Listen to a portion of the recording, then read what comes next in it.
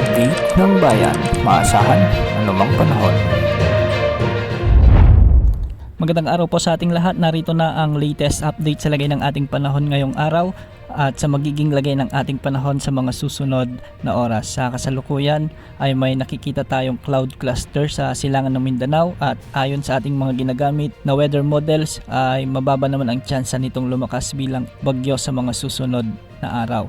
Ngunit kung titignan natin sa GFS model ay posible itong lumakas bilang LPA sa susunod na mga araw. Posible itong lumapit sa silangang bahagi ng Mindanao at magpaulan sa mga lugar dito, ngunit asahan pa rin ang mga pagbabago sa potensyal na LPA na ito. Sa ngayon, easterlies ang dominanting weather system sa ating bansa, kaya maraming lugar ang nakakaranas ng mainit o malinsangang panahon, ngunit ngayong hapon at gabi ay posible ang pag-iral ng mga localized thunderstorms na siyang posibleng magdulot ng mga pagbaha o pagguho ng lupa sa maraming lugar sa bansa. Dahil nga sa umiiral na easterlies ay may nakikita tayong mga kaulapan sa bahagi ng Mindanao, lalong-lalo na sa may Zamboanga Peninsula, Northern Mindanao, ilang bahagi ng Davao Region at Caraga Region.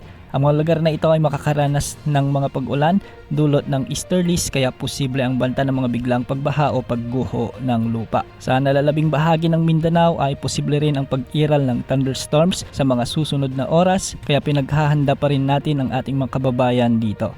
Sa Luzon, maaliwalas pa rin ang panahon ngayon ngunit maya-maya lamang ay posible na ang mga malalakas na pag-ulan dulot ng thunderstorms. Lalong-lalo na sa may Cordillera Administrative Region, Ilocos Region, sa may Mimaropa, ilang bahagi ng Metro Manila at Bicol Region. Sa Visayas, unti-unti na ring namumuo ang hindi naman malawakang thunderstorms sa ilang bahagi ng Negros Island Region, Western Visayas at Central Visayas. Dahil naman sa easterlies, may mga pag-ulan ngayon sa ilang bahagi ng Samar at Leyte provinces sa may Eastern Visayas kaya posible pa rin ang banta ng mga pagbaha o pagguho ng lupa. Yan muna ang update sa lagay ng panahon. Ito po ang weather update ng bayan, maaasahan anumang panahon.